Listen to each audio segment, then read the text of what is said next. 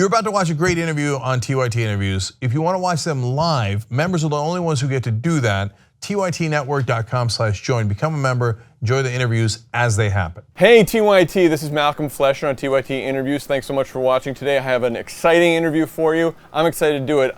With me today in Menlo Park, California at Cafe Zoe, I have Rob Richie and Krist Novoselić. Rob and Krist are with FairVote, which is an organization that promotes, among other things, electoral reforms, ranked choice voting. And Rob, your title is? Executive Director. Executive Director, and you have been Executive Director for how long? 25 years. 25 years you've been at this. Yes. And Chris, what is your title? I'm the chairman of the board of directors. And how long have you been involved with FairVote? About 20 years. Okay, so Rob, just briefly, I'm sure you've explained this 18 billion times, yes. But tell me briefly, what is the mission of FairVote and what you do there, what you're trying to accomplish? Yeah, so FairVote within the electoral reform movement is the group, I think, that focuses on the structural underpinnings of our system and how we can really get to a system that kind of liberates voters. Our mission statement is that we work to give greater choice, more voice, and a representative democracy for all Americans.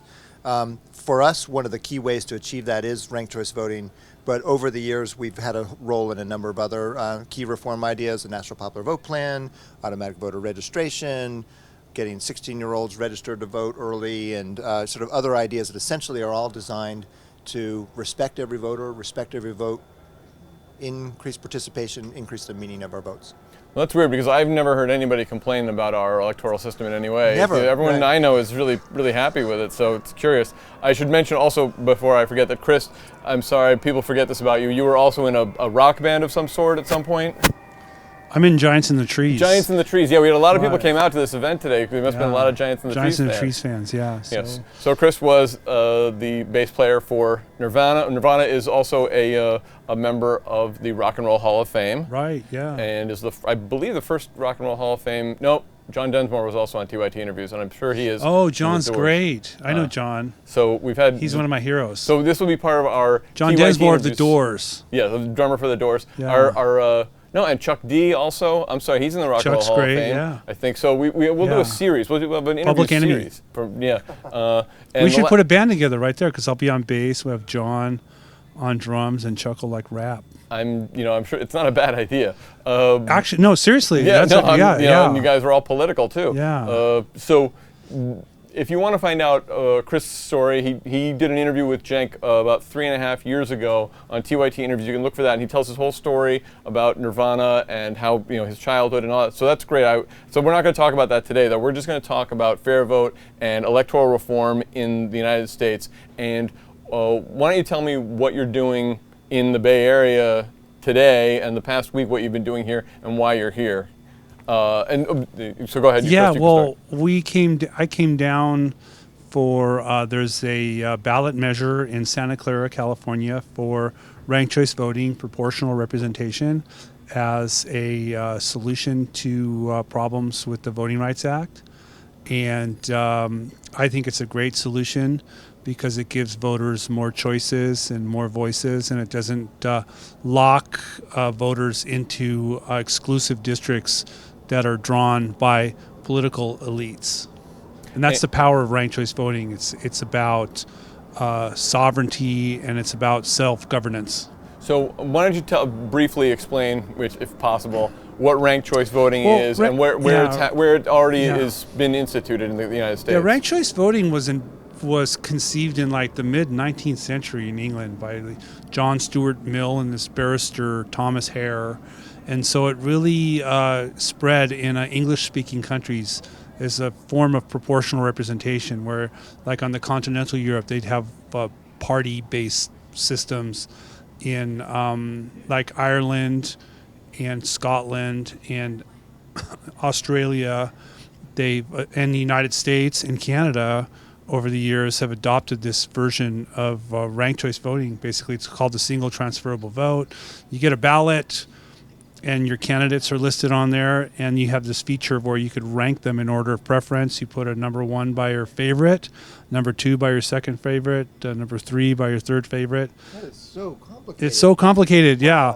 And then you count the ballots. If somebody gets a majority in one version of it, they win, or if they cross a certain threshold for the multi-member version of it, then they get elected. And if there's no majority, or if nobody crosses the threshold, then you could eliminate the last place candidate, and those voters' second and third choices get redistributed. And if the multi-member version, if there's a surplus of somebody who wins, and those votes are transferred also. So you get a portrait of the city council of what the voters look like and what they believe. So, and it's a sophisticated system, but you have to remember too that the people who draw these single member districts, who do like gerrymandering, they use very sophisticated computer codes, technology, demographics, geographic data, and they pack and crack districts, and that's the tool of the gerrymanderer. So what we're saying at FairVote is we give this sophistication and transparency to the voter themselves through ranked choice voting. Right, so we have a system where in many cases it's the politicians choosing their voters instead of the voters choosing their politicians. So Rob, for example, with the last presidential election, well, we won't talk about the city councils. That's a separate form of ranked choice voting. But if we had had ranked choice voting in the 2016 presidential election, how might things have played out differently, or how might people who voted for Jill Stein and people who voted for Hillary Clinton not hate each other as sworn enemies anymore? Right. So, I mean, part of the tension of the current system is you only vote for one person. The lesser of two evils. It's in the Constitution, isn't it? Right. Oh, yeah, right. Yeah, which is, one very key point. Everything we're talking about today can be done without changing the Constitution. The Constitution, in fact, is very flexible about election methods. We have a lot of history of different ways of voting. In fact, we have a lot of different ways of voting right now. Mm-hmm. Like Louisiana, they don't vote before November. Everyone goes to the November ballot, and the top two face off in December. There's a whole range of things out there. And ranked choice voting is sort of part of that. We think is a very good way to vote. But right now, when you have two people running and you vote for one of them, you've cast a pretty expressive ballot. If there's three people running and you only vote for one of them, then you've left two things blank, right? You haven't indicated a preference between the other two. And then if you only add up, the votes and you stop there, the person who has the most votes might not have half the votes, right? They might. And if they have more than half, they're a pretty legitimate winner. But if they have 40%, or in 2016, a number of states where one was, say, 45% or 47%, not a majority, what that means is that those voters who voted for the candidate who finished third or fourth, Gary Johnson, Jill Stein, those votes were expressive of what those voters wanted to say, but they didn't also get to indicate a preference between Trump and Clinton. And ranked choice voting essentially allows you to do that, right? So you say, well, my first choice is Gary Johnson, my first choice is Jill Stein, but I do actually have a preference between those other two, and here it is. And so then you would add up all the first choices, and if you end up with Wisconsin, where it's a 48% win state or something like that, then you would take out the folks who aren't in the top two, and those ballots would count for their next choice, and then you just get a head-to-head comparison. An instant runoff is what the system can be called. And I'll use a good example because it's on the ballot in Maine in two ways in June. It's going to be used in Maine for governor's races, and actually Democrats may have as many as 10 candidates, and the voters will now be able to actually indicate preferences among them. And then Republicans, it looks like they'll have about 5, and then they can do that as well. And then they'll use this ranked choice and any system. independents? Well, this is a primary. So this is only a primary, right? Okay, so it's just separate primaries, Republican primary, Democratic primary. This is only in June.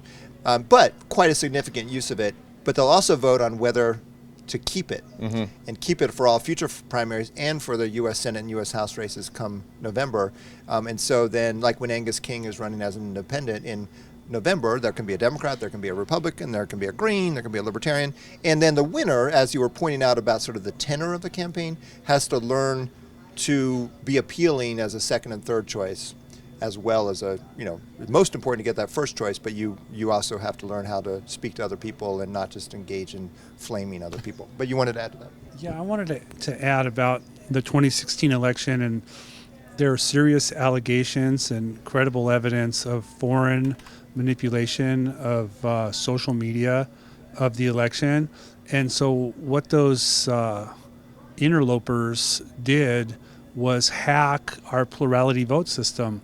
And so they were like buying ads and promoting fake news stories in favor of like Jill Stein, mostly because they wanted to hurt Hillary Clinton. And it was, I've seen some of the examples of that, and it was like very crude, almost comical, like Hillary Clinton is Satan, and Jill Stein is Jesus. Vote for Jesus, and that's not proven. Nobody proved that, I don't think. I thought Obama was the Antichrist. Was what I had heard. Yeah, and so what they did is they hacked the plurality voting system, and they manipulated that whole kind of wasted vote idea, and to kind of and they couldn't do that if we had ranked choice voting. But it's not just these foreign interlopers, the Russians meddling. That's the case. I mean, we've heard that happen traditionally in our elections where, say, Republicans will promote the Green Party candidate, or the Democrats might promote the Libertarian candidate, and drum up their. Yeah, there's been examples of that. Like, So I mean, it's manipulation. It's not a good system where you you are promoting the person whose views are diametrically opposed from yours. That's got to be a flawed system. Yeah. And that wouldn't happen if we had ranked choice voting. That would run counter to their interests. And just to add to that point is, so there's a lot of concern about hacking. There's a lot of understandable attention to how we should create a more secure voter registration system, where there were some concerns that people hacked into the voter registration system and messed with that, and maybe even are getting into voting equipment. We don't know, but that's something that we obviously have to be super attentive to. And there's a lot of money and a lot of time being spent to this. Meanwhile, this plurality system is sort of sitting there right in our face. We know it happened. It's not a hypothetical. Yeah. And it's a statutory change to go to ranked choice voting. And then we sort of throw away this whole bitter argument about whether we can have third parties and independents in our country and just have a system where voters can have that choice. That's a statutory change, and we get rid of this hack problem. And so typically where you're promoting ranked choice voting in communities, are these referenda where the citizenry is voting on it, or are you trying to get local councils or city to adopt it by a legislative vote, or elected officials changing things? Because it seems like an inherent struggle there. There's 13 cities and counties that are using ranked choice voting today, and most of them were put on by the governing body or by a charter commission. Some by a citizens initiative, but most of them not. And in fact, because it often solves a problem. In a sense, this problem we were just talking about, the presidential race, is a problem for both major parties. That if they want to deal with it, they can, right? And some do. There's some interest in it, and then that can happen at a city level. Sometimes it's just as simple as a city will have a traditional runoff system, like they may have a first round in November, then like a December runoff, which is the way they used to vote in San Francisco. And it's like December, it's the holidays, costs a lot of money. Why don't we just do a single round instant runoff? That was something the Board of Supervisors of San Francisco thought was a good idea. Put it on the ballot, it passed, and they've been using it the last 14 years. Maine was an initiative. So it was a petition gathered by the people. They put it on the November 2016 ballot when it first won, and it got actually the second highest vote total of any initiative in Maine history. So, I mean, the inherent challenge, it seems to me, to having this changing statutes is that you have people who were elected under a certain system, and you're asking them to change the system that they were. There's the same problem we have with getting money out of politics. Why should I want to get money out of politics when money in politics is what got me elected? So it would seem to me that you have to go around that, or you have to start small. And it seems like strategically, one thing that FairVote has done is gotten instant runoff voting or some form of ranked choice voting instituted in colleges across the country, and that gets people who are in college, who are probably more likely voters in the future, maybe familiar with it, and then doesn't seem so alien, because I'm sure the real biggest problem with ranked choice voting is that most people don't know about it, and that's what you're doing. Yeah. So, but then you do have the problem of the people who object to it because it potentially will reduce their power and influence, and people who are powerful now. So what are the objections that you hear most often from the entrenched interests who object to ranked choice voting? Yeah. Well, Krist has some good thoughts on this too. I wanted to pick up just briefly on the college student use of it, because it's really cool to me. It's been mostly organic. It's been mostly they find out about it on the internet. Well, certainly answer any questions and be supportive. But now more than 60 colleges and universities have adopted ranked choice voting for student body president voting, and often the multi-winner variety for their for councils. UCLA, really big schools, they'll have like 15,000 people vote in some of these elections, and they're very, very, very competitive. And that's just happened all across the country in a number of places.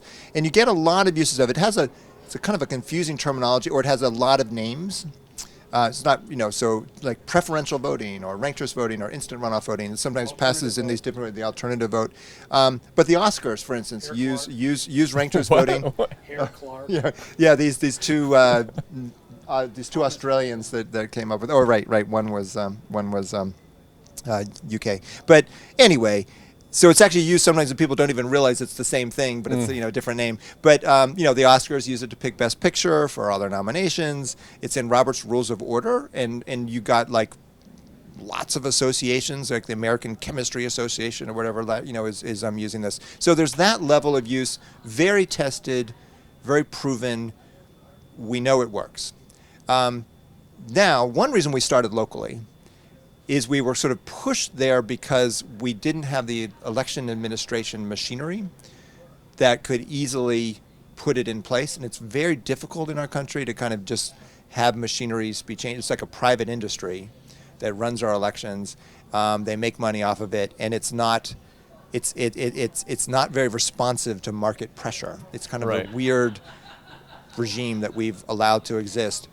So public interest, so here we are in like Silicon Valley, Palo Alto and Menlo Park and and San Francisco, and they use like this really old, it would be like using flip phones from 2003 or something like that, right? And that's the kind of machines we have. So that's starting to change, but we first had to kind of break through at a level where you could get it implemented in one unified jurisdiction with one system that you could work through the implementation hurdles. We would actually have conversations with policymakers concerned about a problem that would jump to the highest level quite quickly, usually associated with a third-party candidate running, a split vote dynamic, and they kind of have two ways to respond to that. One is like, okay, can we somehow make them go away? And that's often the response. But some will say, can we accommodate them? And then those folks, sort of the divide is actually not left-right. It's often a little bit older, younger, but it's really like inside or outside. It's like open-minded versus closed-minded or something, right? And you can find that across the spectrum.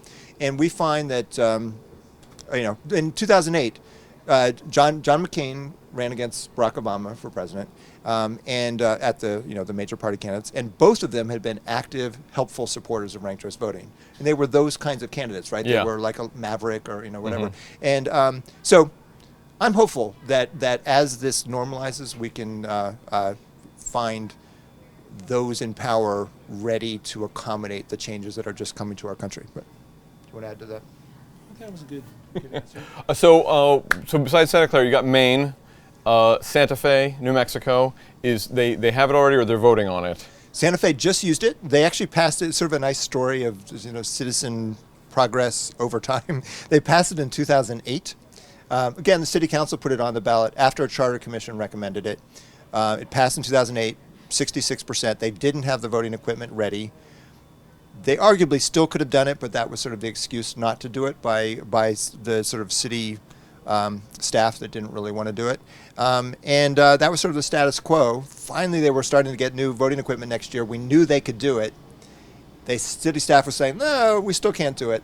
So local folks brought a lawsuit. No one thought they were going to win. They won the lawsuit, required it to be used. They just used it this month in Santa Fe. And it was an open seat race for mayor. They had 5 candidates running. They had the highest turnout for mayor that they'd had in decades, I think. And the top candidate didn't get 40%. So the old system would have been like another non-majority winner. But after a season of campaigning where the candidates really ran, as everyone in Santa Fe says, like the most substantive, debate-filled kind of campaign that they'd had in a long, long time, people knew the candidates, kind of respected each other. And this guy learned how to appeal to the winner. Ultimately got 66% in the last round. It was 66 to 34. And almost everyone ranked all the way through the ballot so that the ballot counted till the very end. So we were thrilled. It worked great.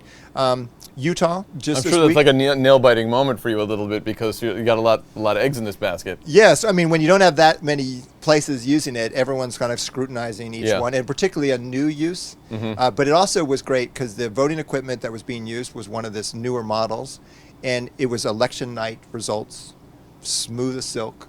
They took a little time to like push the button to do the results, but they had the election result that night,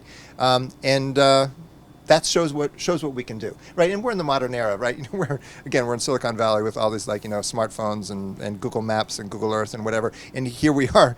Can we figure out how to allow people to indicate a second preference? Yeah. We can. Yeah, this is a trivial problem, as the people who know these things would, or computer people describe them to me. It seems like it should be a trivial problem. Okay, so one of the consequences you talked about, at least in Santa Fe, is that you have a higher turnout. And you also see a more substantive campaign. Krist, is this what your experience with the places where it's been instituted? What are the results? What happens? You could look at the numbers, and what's important is ranked choice voting folds the primary and general election into one election. So instead of having the first stage, which is a primary election, and those can be low turnout, and say the top two advance into the general election, you have all the candidates participate in the general election, where there's typically a better turnout. So you get, and then you ran the numbers in Santa Fe, and there was just way more turnout. Yeah. Yeah, and let me sort of add that we're here in the Bay Area, so 4 cities in the Bay Area use it. About 13. So Minneapolis, St. Paul, some pretty big cities. St. Paul and Minneapolis used it in November 2017. Both of them had much higher turnout than projected, kind of more like midterm congressional turnout. I mean, it's sad. We'd like to have turnout for city elections be higher, but sadly, it's often pretty low. So it's great when it's 40%. If you look at the research, why could be lower turnout in municipal elections. A lot of places use nonpartisan ballots, and that's just what the research shows. And there's just stacks of it. So what's a nonpartisan ballot for those who? A nonpartisan ballot is you don't have a party identification next to a name, and so what happens is, and a lot of people hate parties or whatever, and so I'm not going to get into that, but it's that the best thing about having a party next to a candidate's name is that it gives voters a cue, right? And so they might not have the information, like they'll know who to vote for president, governor, U.S. senator, but when they go down the line, they look for cues. Sometimes they look for cues like a name. There was a judicial race in Washington State between Gonzalez and Danielson, and it was actually, that race turned to be evidence of racially polarized voting because, a lot of voters, 25% of voters dropped off.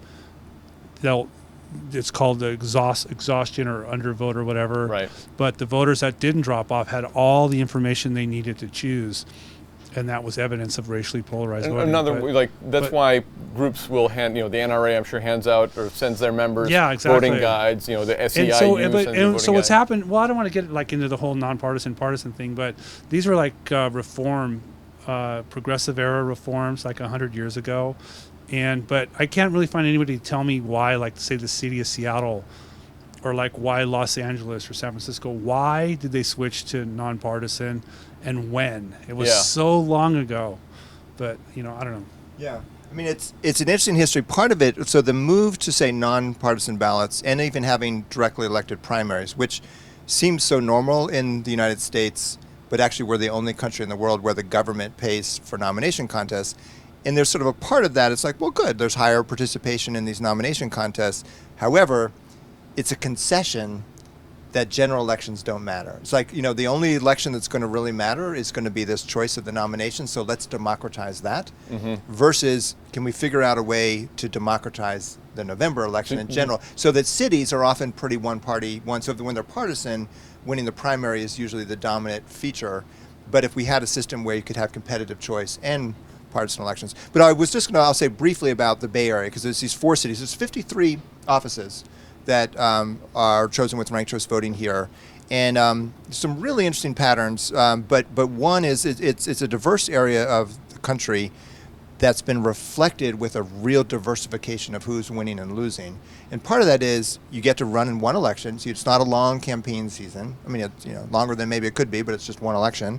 And it's always when the turnout is at the highest. It's always when the electorate is biggest and most representative in November. And so it's now 60% people of color, which is a big jump up from what those 53 offices were before. It's actually 60% of women, which seems to be a pattern that we've seen, that women candidates, that those kind of features of these campaigns of shorter cycles, less negativity, and kind of the value of sort of being able to build a coalition. Some women seem better than that than men, but it's an interesting way that it's actually worked on the ground. Cheaper to run too, right? Yeah. So that's a key part. We've seen that some of the biggest money spenders kind of use the old tactics, and the old tactics don't really work. Like negative campaigning is just not as a effective tactic. A sort of independent expenditure problem. A lot of those independent expenditures go into attack ads, and it's really hard to stay unassociated with attack ads. Mm-hmm. So we're just seeing fewer of them. Wow. Yeah. Well, I mean, it seems like there's a larger issue of, as voters in the United States, there's a general sense of people are discouraged by this whole lesser of two evils notion, and people don't feel good about voting often. They view it as a chore, and because we make it difficult to vote in this country, and there are other issues related to that, but also because they're except in the primary, but even in the primary to a degree often, you feel like you have to sort of hold your nose as you vote. And when you feel like, even if your candidate didn't win, at least you felt like your voice was heard, and your preference was reflected in somehow, then you feel much better. I mean, I'm sure that with regard to just the Jill Stein and Hillary Clinton, or Ralph Nader and Al Gore, that situation, we would have had most likely Al Gore as president, but the Nader voters would have felt better about and he probably would have gotten more votes, because there wasn't anybody saying, oh, I like him better, but I don't want to waste my vote. The idea that you're wasting your vote, that's not an issue anymore when you've got instant runoff voting or ranked choice voting. So I don't know if you can quantify that somehow. You can't measure voter happiness or exit polls about how do you feel about vote? How do you feel about the vote you just cast? Because I'm sure in the 2016 election, a lot of people walking out of the polling places did not feel good about their vote. Right. And we had the two least, the worst, most unpopular candidates in history. So, yeah. So I mean, is that your experience? I think you actually said it really well, and I think that there will be times that third parties and independents, I think, could win in a ranked choice voting environment. They have to get over 50% when it's the one winner system. So you have to be a strong, effective candidate. But if you have weak major party candidates, we've already seen independents break through, a Jesse Ventura or a Lincoln Chafee, or there's an independent in the Walker and governor of Alaska. So it can happen now. Bernie Sanders, I think, is an independent. Bernie Sanders, oh yeah, that guy. So you can see people break through. It doesn't happen very often, but with a ranked choice system, they'd be there. They can hold people accountable. They could win. But let's say 2016. I don't think Hillary Clinton, in a ranked choice voting environment, would have thought she'd lose to Jill Stein. She thought without ranked choice voting, she could lose because of Jill Stein. Right. And the Jill Stein voters hear that plenty on Twitter from Hillary voters. And yet they don't do anything about it. Right? Yeah. Right. So that's the thing. They do argue with each other on Twitter and yell at each other and block each other and mute each other. But actually, the third parties have pretty constructively been saying, let's try to get ranked choice voting.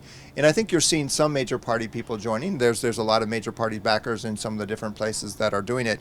But I think whenever this conversation happens, which it will, if we don't change the system, that's like, take it on, right? Take on the problem. And I will say that, there was a study done in 2013, 2014. These 4 academics worked with the Rutgers poll, and they polled in 7 cities with ranked choice voting, and then a total of 14 cities without it. to do kind of comparisons and trying to gauge, kind of voter reactions to the campaigns. And they found quantifiable differences that the campaigns were experienced by the voters as more positive, more engaging in a ranked choice voting environment. So I think we're actually seeing more of that now as that playbook of how to do well in ranked choice voting election gets out. So actually, I think if they did that survey again, we'd even see kind of probably a greater difference. Well, there is a general sense, I think, among many people in the United States that our democratic norms are under attack.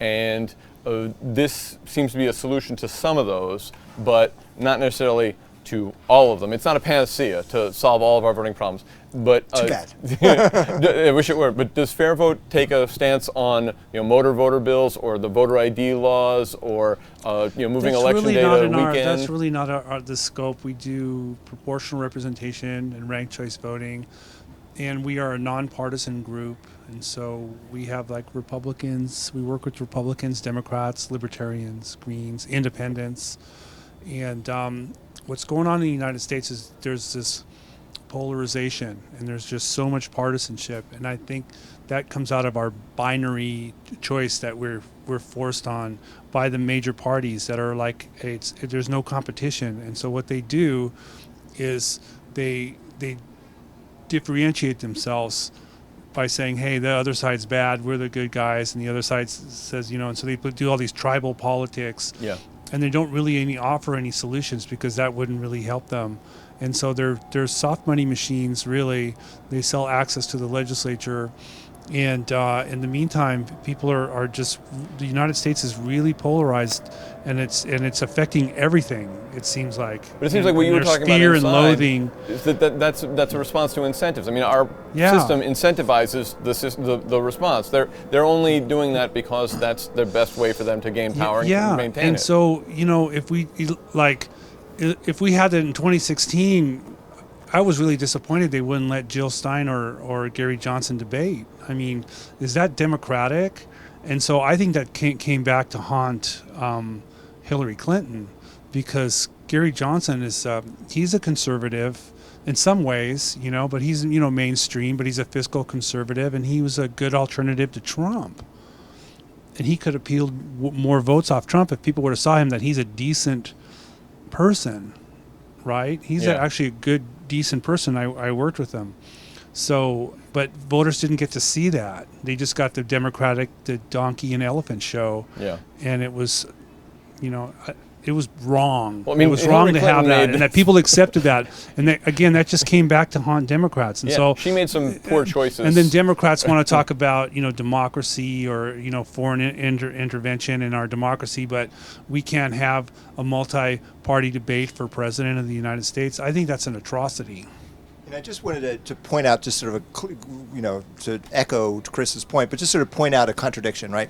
So when the major parties have their nomination contests for president, they're very inclusive in the debates, but they have different rules, right? Yeah. So that if they only had a national primary on one day or something like that, right? They probably would have kept out Ben Carson or some of the candidates that weren't in the over 15% or whatever. Had never held elective office before. Yeah. I mean, Herman Cain was. I mean, I saw her. I mean, he was a pizza guy. What is he doing on the stage with these people? It was very inclusive. It was inclusive, exactly. And so if we had ranked choice voting. But they have these sequential primaries. It's almost like ranked choice voting, right? You get voted off the island in Iowa, and then you're off the island in New Hampshire. Is that right? And the debates get smaller and smaller, and then they're ultimately down to usually two or three people, or just two, right?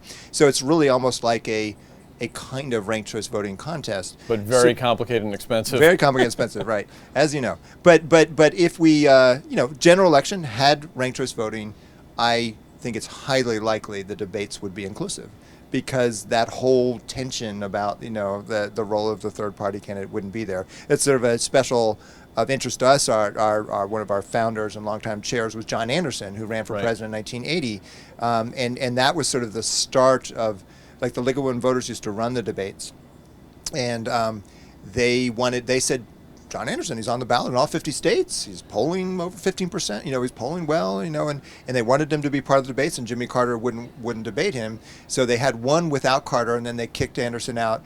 and then the parties took over the debates from there, right? Well, I mean, it's ridiculous that the two parties get to decide who. I mean, I think they said you had to have 15% of the vote or polling at 15%, which is very difficult. It's arbitrary. Yeah, it's arbitrary, and if Jill Stein or Gary Johnson had been polling at 15%, they would have bumped it up to 20 because I mean, it's a catch-22. Also, like if you don't get in, it's a catch-22 because if you don't get in the debates, then you'll never get to 15%. Right. Larry Lessig experienced something similar. He raised $1 million, but they wouldn't. I mean, Hillary Clinton had no interest in Larry Lessig being in the debate. And so that's he wasn't all gonna get it. strategic about vote splitting and being exclusive, and then basically preserving the two-party duopoly. So when you mentioned vote splitting, I want to just talk before I let you go. I mean, I could talk to you guys about this forever, and I know you have other things you need to be doing, but here in California, we have the jungle primary system, which was Washington. We have that too. It was a reform. This is relatively new, where there's a primary. So it's not party. Everybody who's running, they run, and the top two vote getters go on to the election in November. And it doesn't matter whether they're both Republicans, one Republican, one Democrats, two Greens, whatever it is. And I don't know enough about this, so I'll just ask you, what problem did this solve? Well, okay. What it does is there was a Supreme Court ruling, and it was Justice Thomas wrote for the majority. It was a 7-2 opinion in 2008 called Washington Grange versus Washington Republican Party. And basically that's where the United States Supreme Court invented this whole idea of a prefers party. So there's fine print on the respective California and Washington ballots that the candidates are preferring a party. So it's a wrecking ball against political association, and grassroots association is what it does, and it lacks transparency. So what it was attempted to do was with partisan primaries, which are basically nomination contests. So everywhere else in the world, parties have their own kind of nominations, except the United States and progressive era. The idea of that the state conducts the nominations for these major parties that qualify. So what happens is you used to have a primary in June in California, and so the Democrats would run their candidates, and then registered voters with that party or Republicans, both parties, they would participate and nominate these candidates. However, a June primary would be a low turnout, so you would get motivated partisan voters would come out, and then they would nominate these more fringy, extreme candidates who, with the single member winner-take-all voting system, would just cruise to election in November. So there wouldn't be a meaningful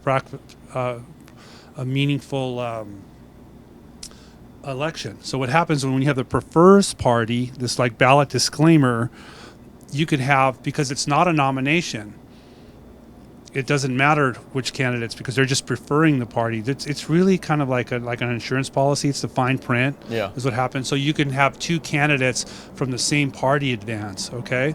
And so the theory is that when the voters in the general election say have to pick between two Democrats, that there would be enough Republicans that would jump over, and then they would pick the more moderate candidate, okay? France has had a system since 1959 of a top two runoff system, but they don't have this prefers party kind of business, fine print, which is legalese, which these lawyers put in, and it was just Chief Justice Roberts wrote that concurring opinion, and he said he prescribed it, that this would pass constitutional muster if you had this disclaimer and this fine print on the ballot. You should read California, Washington ballots have disclaimers and fine print. However, so that was the concept. Like, okay, you'd have more moderation. However, you had United States Senate election in 2016. It was Loretta Sanchez versus Kamala Harris. Did I get those names right? Yeah. Okay. And they were pretty much had the same experience, pretty much the same policy proposals. So you had thousands and thousands and thousands, I don't recall how many Republicans just skipped the ballot. Yeah. They just refused to vote. Or why bother coming out to vote? I mean, it's and then if you look at it, it's a wrecking ball against grassroots political association, but it's really good for like the legislative caucuses, the soft money machines that sell access to the legislature, because there's a study from Gonzaga University about 8 years ago on Washington's system, where when you have a problem of saying there's too many Democrats in the primary, and the party leadership is afraid of them splitting the vote and then get elected. And we've had these kind of distortions where 2 Republicans advance in an Obama district, okay, because there were so many Democrats and we may split see the that, vote. We may see that this well, coming year in Washington, they quote unquote, it was the Washington chair of the Democratic Party. He told these researchers, or they found it in the newspaper, or whatever, it's in the paper, the scholarly peer-reviewed paper, that it's my job to tell people to drop out. And so the party chair goes around and says, I've got a carrot or a stick. I'll give you a carrot if you drop out. If you don't, you're going to get the stick. Okay? But again, this is just responding to incentives. This is the way the system is set up. And so most voters, they look for that cue, Republican and Democrat, and they think, well, this is a Republican or Democrat. And I found, because when I had my Grange Party protest candidacy, I could do a whole other interview about this. I know a lot about it. Voters are confused about this disclaimer. Okay, and there's some research too. Matt Manweller in Washington State and Central Washington University, he did study on undergraduates. They didn't understand this like party preferencing. So most people don't even know what I'm talking about but this is on your California ballot. But actually, if you play some of the Nirvana songs backwards, you can play it backwards. It says, "I love you, sweet Satan." Just like that was like. Anyway, see, I'm getting way into the weeds. Yeah, with it's this. clear that you don't know really what you're talking about. And finally, it's a lack of transparency. And so you have these Democrats and Republicans, but then behind the scenes, you have the usual suspects in Sacramento or Olympia. And they're just like these special interest groups that go into a district and they do the independent expenditures. They recruit candidates. They're these money machines. Well, that's happening in the Democratic Party right now across the country, where they're recruiting. The Democratic Party is recruiting candidates and trying to support candidates who are more mainstream or more conservative and more willing to spend their money on the Democratic Party's favored consultants. And so, what state of California made things worse now. They moved the primary from June to March, so only 2 candidates on the ballot in an election from March all the way to November. I mean, what were they thinking? It gives us more time to find out about which sex scandals they're involved in. Then you're stuck with somebody, someone dies or whatever, it's like 8 months. It's just not a very good system. And so France in 1959, Charles de Gaulle, it was the 5th French Republic, he came in and said, he designed this system of government that like Russia uses and other countries uses, but what's a feature of the French system is this top 2 runoff system, okay? But they let parties nominate however they want. So parties have the freedom to fail. So if parties, they could nominate someone who's kind of fringy. It's just like there's these other parties that have the freedom to put their best foot forward, and they get elected. And they have like 5 parties in the French National Assembly. So Krist has said it in great detail and with a lot of good information for people to see. On top 2. Absolutely, because he's lived it. He's actually even briefly ran.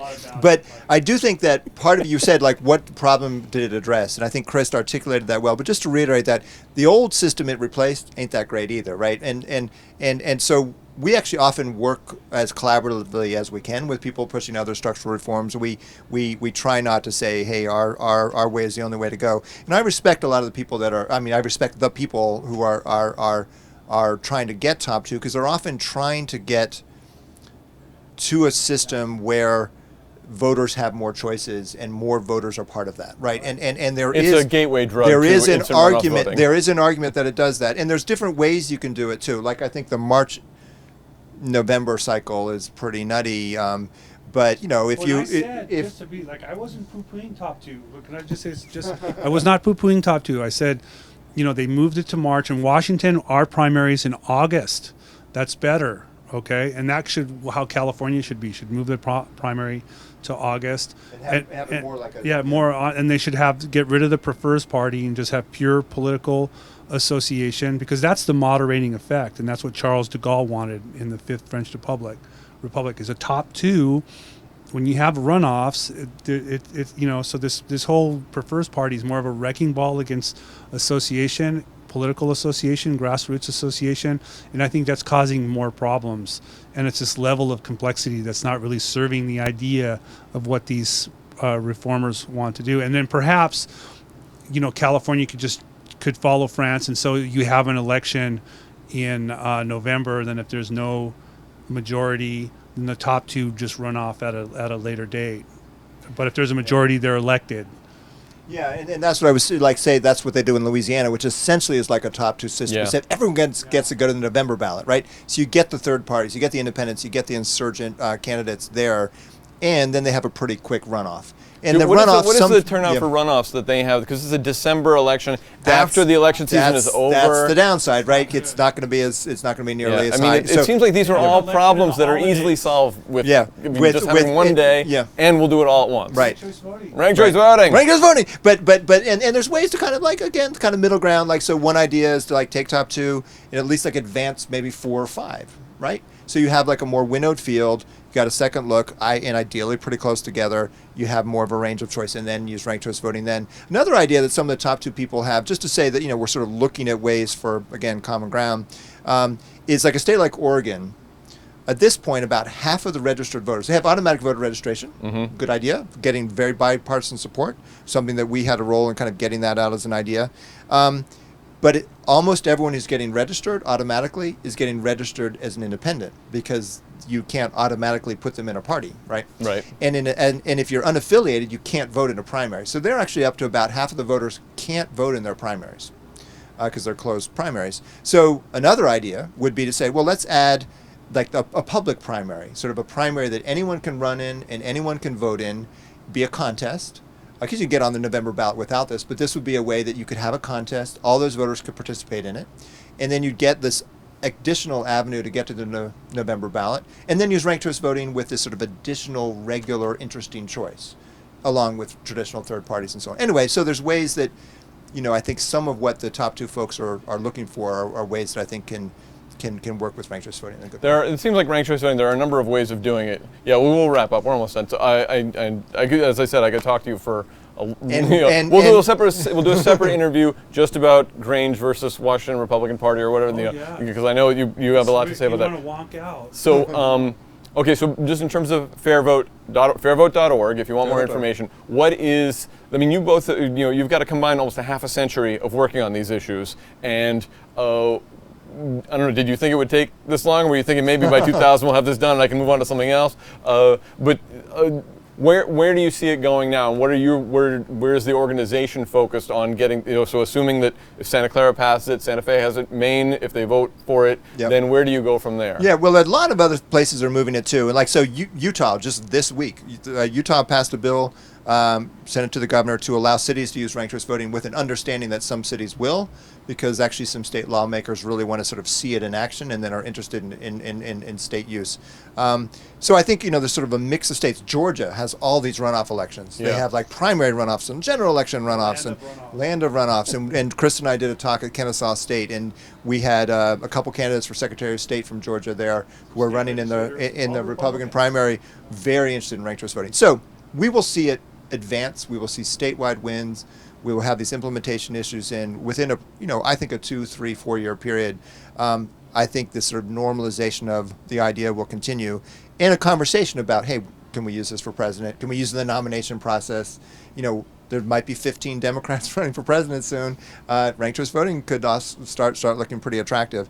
The big idea that we are not going to lose sight of as well is we're working with some members of Congress on something called the Fair Representation Act, which is the idea of the multi-winner proportional version, the one they're voting on here in Santa Clara.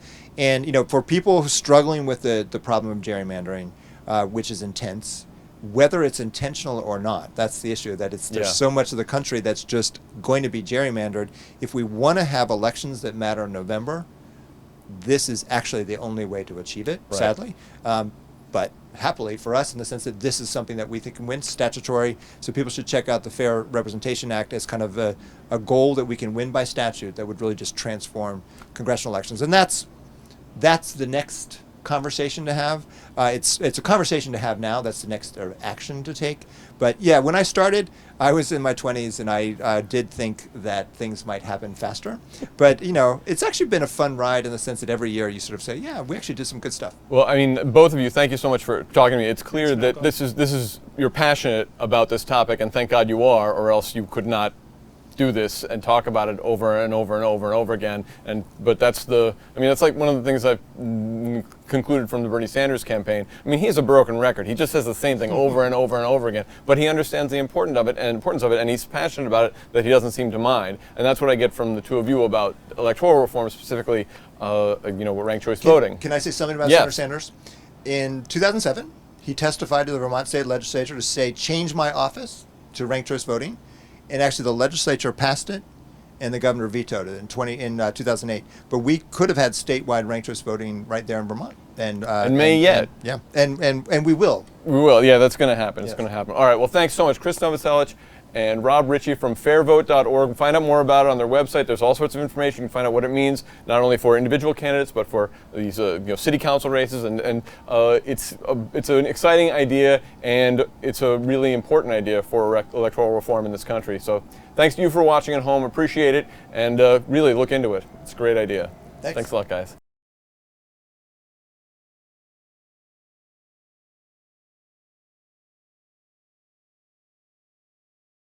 If you like the interview that you just watched, I got great news for you. If you become a Young Turks member, you can watch them live as they happen. Only the members get that. You also get Young Turks live. You also get Aggressive Progressive live and Old School live.